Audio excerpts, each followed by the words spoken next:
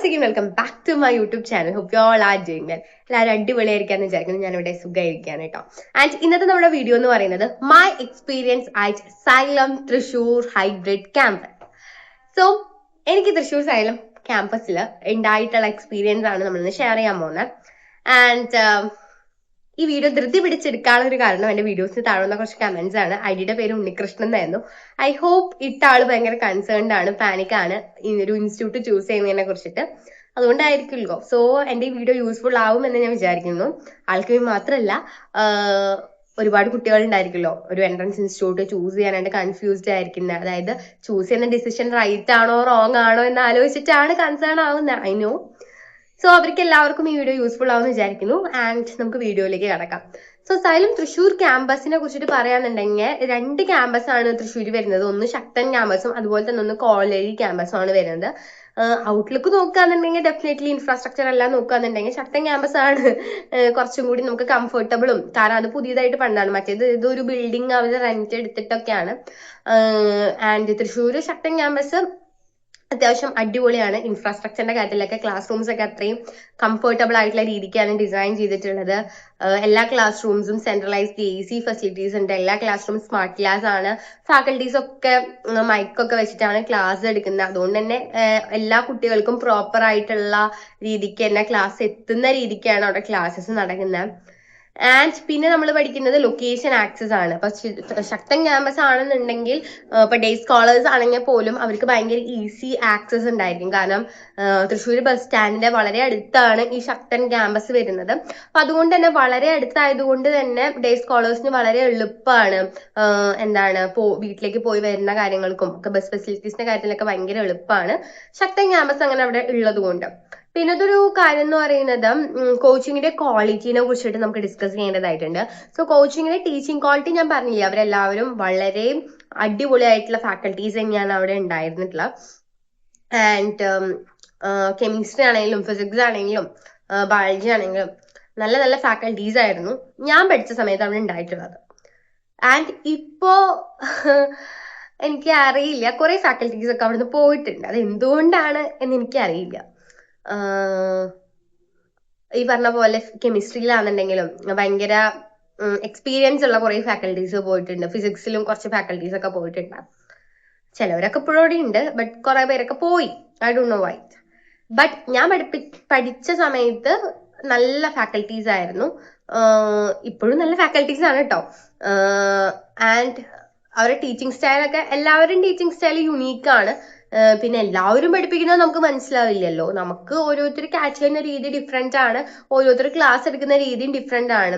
So അതുകൊണ്ട് തന്നെ ചില ഫാക്കൽറ്റീസ് നമുക്ക് നല്ല ഇഷ്ടവും, ചില ഫാക്കൽറ്റീസ് നമുക്ക് ഓക്കെ ഒരു ഇന്റർമീഡിയറ്റ് മിഡിൽ ലെവലാണ്. അങ്ങനെയാണല്ലോ. Depends on each teacher as well as each student how he or she catches. പിന്നെ നമ്മൾ പഠിക്കേണ്ടത് ടെസ്റ്റ് സീരീസ് ഒക്കെയാണ്. Test series Thrissur Xylem hybrid ക്യാമ്പസിന് 10 out of 10 കൊടുക്കാൻ പറ്റുന്ന ഒരു കാര്യമാണ് ടെസ്റ്റ് സീരീസ്. സൈലം എന്ന് പറയുന്ന ഒരു യൂണിവേഴ്സ് അല്ലെങ്കിൽ ഒരു ക്യാമ്പസ് അല്ലെങ്കിൽ ഒരു പർട്ടിക്കുലർ ഇൻസ്റ്റിറ്റ്യൂട്ടിൽ പല സ്ഥലത്തുണ്ടെങ്കിലും ഐ വുഡ് സേ തൃശ്ശൂർ സൈലത്തിലായിരിക്കും ഇത്ര അധികം ടെക്സ്റ്റുകൾ നടക്കുന്നത്. രാവിലെ നമുക്ക് എല്ലാ ഇൻസ്റ്റിറ്റ്യൂട്ടിലും ഉണ്ടാവുന്ന പോലെ തന്നെ ഡെയിലി ടെസ്റ്റ് സീരീസ് നടന്നിരുന്നു. വൈകുന്നേരം നമുക്ക് ചാപ്റ്റർ വൈസ് എല്ലാ ദിവസവും ഡെയിലി നമുക്ക് ചാപ്റ്റർ വൈസ് ഉണ്ടായിരുന്നു. GIB ഗ്രേറ്റ് ഇന്ത്യൻ ബാറ്റിൽ എന്ന് പറഞ്ഞൊരു എക്സാം സൈലത്തിന്റെ എക്സ്ക്ലൂസീവ് ആയിട്ടുള്ള ഒരു എക്സാം ആണ്. ഓൺലൈൻ സ്റ്റുഡൻസിന് ഓഫ്ലൈൻ സ്റ്റുഡൻസിന് എല്ലാ മാസവും നടക്കുന്ന എക്സാം ആണ്. ഈ GIBനെ ഹാഫ് ആക്കിയിട്ട് GIB പാർട്ട് 1, GIB പാർട്ട് 2 എന്ന് പറഞ്ഞിട്ട് നമുക്ക് എക്സാംസ് നടത്തുമായിരുന്നു. പിന്നെ നമുക്ക് biology booster, physics booster, chemistry booster എന്ന് പറഞ്ഞിട്ട് നമുക്ക് എക്സാംസ് നടത്തുമായിരുന്നു. അങ്ങനെ പല ടൈപ്പ് ഓരോ വിധം ചാപ്റ്റർ വൈസ് എക്സാംസ് നടത്തുമായിരുന്നു. 2 ചാപ്റ്റർ കൂടിയിട്ട് എക്സാം നടത്തുമായിരുന്നു. അങ്ങനെ പല types of varieties of exams xylem Thrissur ക്യാമ്പസിൽ നടക്കാറുണ്ട്. പിന്നെ LMRP സെഷനിൽ നോർമലി എല്ലായിടത്തും ഉണ്ടാകുന്ന പോലെ തന്നെ എക്സാംസ് നടക്കാറുണ്ട്. ബൂസ്റ്റർ എക്സാംസ് ഒക്കെ നടത്തുന്നുണ്ട്. പക്ഷെ കുറെ എനിക്ക് തോന്നുന്നു എക്സ്ട്രാ എക്സാംസ് ആണ് ഫിസിക്സ് ബൂസ്റ്റർ, കെമിസ്ട്രി ബൂസ്റ്റർ എന്നൊക്കെ പറഞ്ഞിട്ട്. പിന്നെ നിങ്ങൾക്ക് ഫിസിക്സ് ബുദ്ധിമുട്ടല്ലേ, നമ്മുടെ അടുത്ത് വന്നിട്ട് ചോദിക്കും എന്തൊക്കെയാ ബുദ്ധിമുട്ട്. അപ്പൊ നമ്മൾ ഫിസിക്സ് ബുദ്ധിമുട്ടാന്ന് പറഞ്ഞാൽ നമുക്ക് എല്ലാ ദിവസവും ഫിസിക്സ് ഒരു 10 questions വെച്ച് നമുക്ക് തരും. എന്നിട്ട് അതിങ്ങനെ നോട്ടീസ് ബോർഡിലിടും. ആ ക്വസ്റ്റ്യൻസ് നമ്മളെ കൊണ്ട് ചെയ്യിപ്പിക്കും. പിന്നെ ഒരു ഫാക്കൽറ്റി വന്നിട്ട് ആ ക്വസ്റ്റ്യൻസ് നമുക്ക് എക്സ്പ്ലെയിൻ ചെയ്യും. അങ്ങനെയൊക്കെ ഭയങ്കര സപ്പോർട്ടീവ് ആയിരുന്നു അവിടുത്തെ ഫാക്കൽറ്റീസ്. ഭയങ്കര രസമായിരുന്നു. പിന്നെ ഡൗട്ട് ക്ലിയറിംഗ് സെഷൻസ് നമ്മൾ എത്ര പ്രാവശ്യം ഒരു ഡൗട്ട് ചോദിച്ചു കഴിഞ്ഞാലും അത് പറഞ്ഞു തരാനായിട്ട് അവർ ഭയങ്കരമായിട്ട് റെഡി ആയിരുന്നു. അപ്പൊ ഞാനൊക്കെ ഫിസിക്സ് ഞാൻ സ്റ്റാഫ് റൂമിലൊക്കെ പോയിട്ട് റിറ്റോ എന്നൊക്കെ പറഞ്ഞ സാറുണ്ടായിരുന്നു. സാറൊക്കെ ഇപ്പോഴും തൃശ്ശൂർ സൈലന്റ് ക്യാമ്പസിലുണ്ട്. സാറിന്റെ അടുത്തൊക്കെ എത്ര പ്രാവശ്യം ഒരു ക്വസ്റ്റ്യൻ ചോദിച്ചെന്ന് അറിയോ. ആൻഡ് ഇപ്പൊ സാറിനും ഒക്കെ എനിക്കത് എക്സ്പ്ലെയിൻ ചെയ്ത് തരാൻ വേണ്ടി സാറും പിന്നെയും അതും ഇതാക്കിയിട്ട് പിന്നെ സാറിനെ വിളിപ്പിക്കുമായിരുന്നു. എനിത്തിങ് എക്സ്പ്ലെയിൻ ചെയ്ത് തരുമായിരുന്നു. അപ്പൊ DCS doubt clearing session even day സ്കോളേഴ്സിനാണെങ്കിലും ഹോസ്റ്റലേഴ്സിനാണെങ്കിലും ഡൗട്ട് ക്ലിയറിംഗ് സെഷൻസ് സൈലത്തിന്റെ ക്യാമ്പസുകളിൽ വളരെ പ്രൊമിനന്റ് ആണ്. ഹോസ്റ്റലിലേക്കാണെന്നുണ്ടെങ്കിൽ ക്യാമ്പസിലേക്ക് വരാതെ തന്നെ എല്ലാ ദിവസവും ഫാക്കൽറ്റീസ് എന്ത് ചെയ്യും, ഹോസ്റ്റലിലേക്ക് എത്തുന്നതായിരിക്കും. ആൻഡ് അവർക്ക് അവിടെ വെച്ചിട്ട് ഓരോ സബ്ജക്റ്റും എന്ത് ചെയ്യാൻ പറ്റും, ഡൗട്ട് ക്ലിയർ ചെയ്യാനായിട്ട് സാധിക്കും. അപ്പൊ അത്തരത്തിലുള്ള ഡൗട്ട് ക്ലിയറിംഗ് സെഷൻസ് ഹോസ്റ്റൽസിൽ ഈസിലി അവൈലബിൾ ആണ്. ആൻഡ് കമ്മിങ് ടു ഡേ സ്കോളേഴ്സിന്റെ കാര്യത്തിലാണെന്നുണ്ടെങ്കിൽ അവർക്ക് പ്രോപ്പർ ആയിട്ട് അലോക്കേറ്റ് ചെയ്തിട്ടുണ്ടായിരിക്കും DCS, അതായത് ഡൗട്ട് ക്ലിയറിംഗ് സെഷൻസ് എന്ന് പറഞ്ഞിട്ട്. അപ്പൊ ആ സമയത്ത് എന്ത് ചെയ്യാൻ പറ്റും, അവർക്ക് ഡൗട്ട് വെക്കാൻ പറ്റും. അപ്പൊ 4:30 വരെ ക്ലാസ് എന്നുണ്ടെങ്കിൽ 4 മണി തൊട്ട് 4:30 വരെ ചിലപ്പോൾ ഡൗട്ട് ക്ലിയറിംഗ് സെഷൻസിന് അലോട്ട് ചെയ്യും. 3 to 4 ഡൗട്ട് ക്ലിയറിംഗ് സെഷൻസിന് അലോട്ട് ചെയ്യും. ആ സമയത്ത് നമുക്ക് ഫാക്കൽറ്റീസിന്റെ അടുത്ത് പോയി നമ്മുടെ ഡൗട്ട് ചോദിക്കാം, അങ്ങനെയൊക്കെ ചെയ്യാം.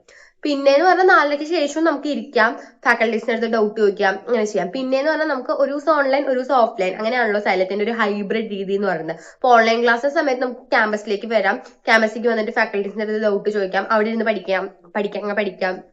അത്തരത്തിലുള്ള എല്ലാ ഫെസിലിറ്റീസും തൃശ്ശൂർ ഞാൻ എടുത്ത് പറയുന്നു സാറുമാരെ അത്രയും അടിപൊളിയായിരുന്നു.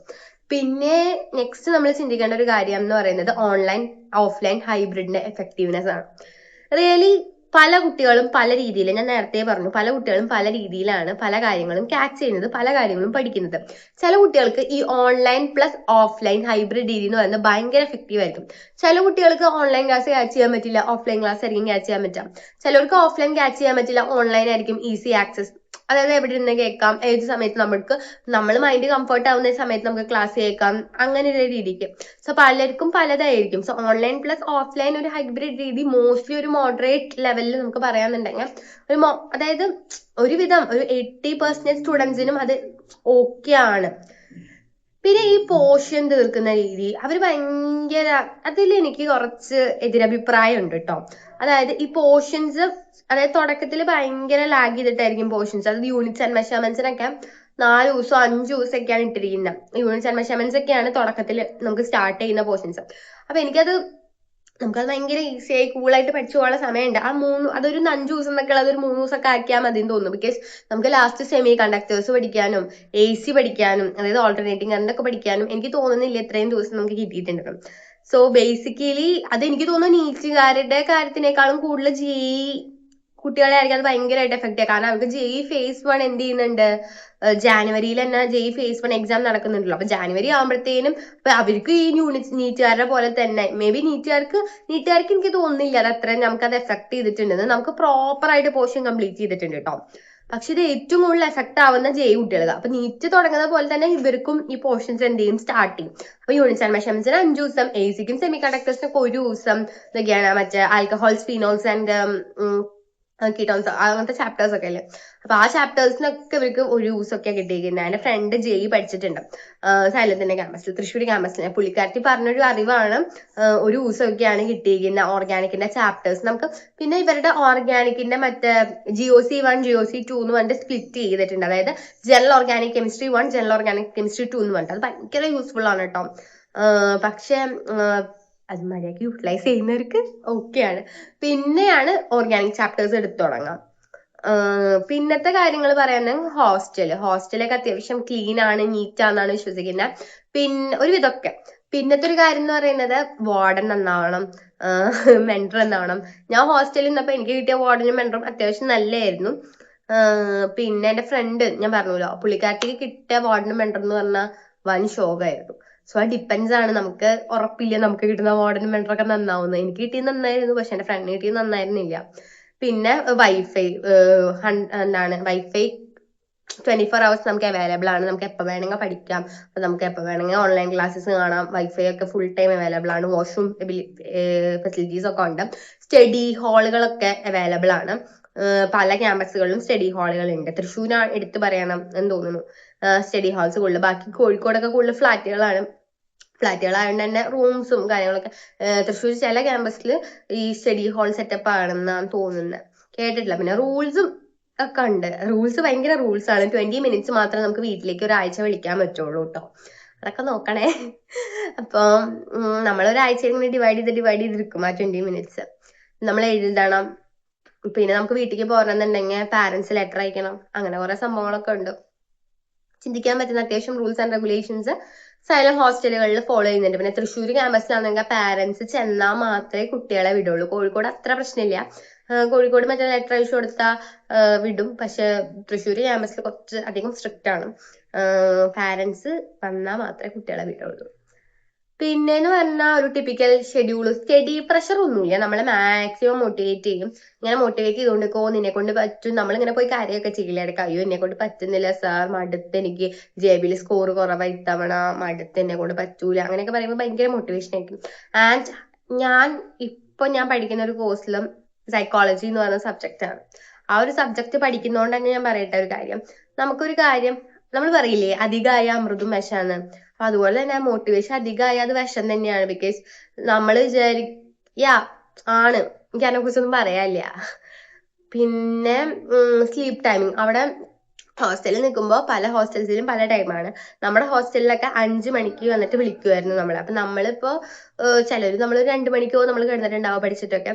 നമ്മൾ 5 മണിക്ക് വന്ന് വിളിക്കുമ്പോൾ നമുക്ക് ഓഫ്കോഴ്സ് പറ്റൂല. അത് സ്ട്രിക്റ്റ് ആയിട്ട് വന്ന് വിളിക്കുന്ന വാർഡന്മാരുണ്ടാവും, എഴുന്നേറ്റേ പറ്റൂ എന്ന് പറഞ്ഞിരിക്കുന്ന വാർഡന്മാരുണ്ടാവും. എന്റെ വാർഡൻ കുറച്ച് കൂടുതലായിരുന്നു. ഞാൻ പറയും മാം ഞാൻ ഇന്ന സമയത്ത് എന്നെ കിടന്നേ പറയും, ആൾ ഓക്കെ ആയിരുന്നു. പക്ഷെ പലയിടത്തും അതുപോലെയല്ല, അത് നോക്കണം. പിന്നെ ഫെസിലിറ്റീസ്, സ്മാർട്ട് ക്ലാസ് റൂംസ് ആണ്, എയർ കണ്ടീഷൻഡ് ആണ്, കഫ്റ്റേരിയാസ് ഒക്കെ അവൈലബിൾ ആണ്, സ്റ്റഡി ഹാളുകൾ ഉണ്ട്, മിനി മാർട്ട് ഉണ്ട്, തൃശ്ശൂരില്ല. പിന്നെ റിസൾട്ട്സ്, റിയൽ റിസൾട്ട്സ് നമ്മൾ നോക്കണം. റാങ്ക് ഉണ്ടോ അവിടെ, സക്സസ് സ്റ്റോറീസ് ഉണ്ടോ, ആവറേജ് സ്റ്റുഡന്റ് ഇംപ്രൂവ്മെന്റ് റേറ്റ് എങ്ങനെയാണ്, ഹോണസ്റ്റ് ആയിട്ടുള്ള കാര്യങ്ങൾ നോക്കണം. പിന്നെന്താ, ആരാണ് ഒരു എൻട്രൻസ് കോച്ചിങ്ങിന് ജോയിൻ ചെയ്യേണ്ടത്? If you are serious in JEE and NEET, if you are a serious JEE and NEET aspirant, you must join there.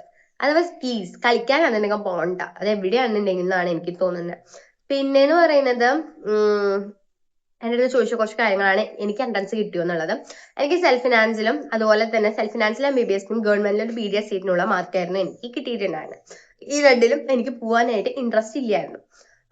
Interest ഇല്ലാന്ന് പറയാൻ കാരണം സെൽഫ് ഫിനാൻസിൽ പോവാന്നുണ്ടെങ്കിൽ എനിക്ക് റിസർവേഷൻ ഒന്നും ഇല്ലാത്തതുകൊണ്ട് തന്നെ എനിക്ക് അത്യാവശ്യം ഫീസ് അവിടെ പോകും. അതായത് ഒരു 45 lakhs എബോ 55 lakhs ഒക്കെ എനിക്ക് വേണ്ടി വരും ഒരു സെൽഫ് ഫിനാൻസ് കോളേജിൽ പഠിക്കാൻ. ഒരു മാനേജ്മെന്റ് സീറ്റ് എന്ന് പറയുമ്പോഴത്തേരും you must think of crores, 2 crores ഒക്കെയാണ് ഒരു മാനേജ്മെന്റ് സീറ്റിന് വരുന്നത്. പിന്നെന്ന് പറയുന്നത്, അപ്പൊ സെൽഫ് ഫിനാൻസ് ആണ് അടുത്ത ഓപ്ഷൻ. സെൽഫ് ഫിനാൻസ് ഞാൻ പറഞ്ഞു 45 lakhs പ്ലസ് വരും, അതെനിക്ക് ഇൻട്രസ്റ്റ് ഇല്ലായിരുന്നു. പിന്നത്തെ ഒരു ഓപ്ഷൻ ഗവൺമെന്റിൽ BDS ആയിരുന്നു, അതും എനിക്ക് താല്പര്യമില്ലായിരുന്നു. സോ പിന്നത്തെ ഓപ്ഷൻ റിപ്പീറ്റ് ചെയ്യാന്നുള്ളതായിരുന്നു. അതായിരുന്നു ഞാൻ മോസ്റ്റ് പ്രോബബ്ലി ചെയ്യുന്നു വിചാരിച്ചത്. പക്ഷെ അത് ഞാൻ ചെയ്തില്ല. ഞാൻ വേറെ കോഴ്സിന് ജോയിൻ ചെയ്യാനുണ്ടായത്. ഓവറോൾ തൃശ്ശൂർ ക്യാമ്പസ് അത്യാവശ്യം നല്ലതാണ്, അത്യാവശ്യം ഫാക്കൽറ്റീസ് ഒക്കെ ഉണ്ട്. പിന്നെ എന്താണ്, അത്യാവശ്യം നമുക്ക് ഫെസിലിറ്റീസ് ഉണ്ട്, ഹോസ്റ്റൽസ് വലിയ കുഴപ്പമൊന്നുമില്ല. പിന്നെ എവ്രിതിങ് നല്ല ആവില്ല. ഒരു കോയിൻ എടുത്തു കഴിഞ്ഞാൽ കോയിന് 2 വശമുണ്ട്. അതുപോലെ തന്നെ നമ്മുടെ എന്തൊരു കാര്യത്തിനും പോസിറ്റീവും ഉണ്ട് നെഗറ്റീവും ഉണ്ട്. പിന്നെ അത്യാവശ്യം ഞാൻ പറഞ്ഞില്ല, അത്യാവശ്യം സ്ട്രിക്റ്റ് ആണ്. പിന്നെ ഫാക്കൽറ്റീസ് ഒക്കെ അത്യാവശ്യം കമ്പനിയും കാര്യങ്ങളൊക്കെ തന്നെയാണ്. പിന്നെ നമ്മൾ പഠിക്കണം. പിന്നെ ഒരു ഇൻസ്റ്റിറ്റ്യൂട്ടിൽ ഞാൻ എപ്പോഴും പറയാറുള്ളൊരു കാര്യമാണ്, നമ്മൾ ഏതൊരു ഇൻസ്റ്റിറ്റ്യൂട്ടിലും JEO NEETോ റിപ്പീറ്റ് ചെയ്യാൻ പോവാന്നുണ്ടെങ്കിൽ ആ ഇൻസ്റ്റിറ്റ്യൂട്ടിന് ഒരു 40% മാത്രമേ റോളുള്ളൂ. ബാക്കി 60% നമ്മൾ പഠിക്കുന്ന രീതിയും നമ്മൾ പഠിക്കുന്ന കാര്യങ്ങളുമാണ്. അപ്പൊ ഇതൊക്കെ നോക്കിയിട്ട് ചൂസ് ചെയ്യുക. അതൊക്കെയാണ് എനിക്ക് സൈലം തൃശ്ശൂർ ക്യാമ്പസിനെ കുറിച്ചിട്ട് പറയാനായിട്ടുള്ളത്. ഹോപ്പ് ദിസ് വീഡിയോ നിങ്ങൾക്ക് യൂസ്ഫുൾ ആയിട്ടുണ്ടെന്ന്. സോ അടുത്തൊരു വീഡിയോ ആയി കാണുന്നവരെ ബൈ. ആൻഡ് ഇതുവരെ നമ്മുടെ ചാനൽ സബ്സ്ക്രൈബ് ചെയ്യാത്തവരാണെങ്കിൽ നമ്മുടെ ചാനൽ സബ്സ്ക്രൈബ് ചെയ്യുക, നോട്ടിഫിക്കേഷൻസ് ഒക്കെ അമർത്തുക, നിങ്ങളുടെ വിലയേറെ അഭിപ്രായങ്ങൾ കമന്റ് ബോക്സിൽ രേഖപ്പെടുത്തുക. അപ്പൊ അത്രേ ഉള്ളൂ. അടുത്തൊരു വീഡിയോ കാണുന്നവരെ ബൈ.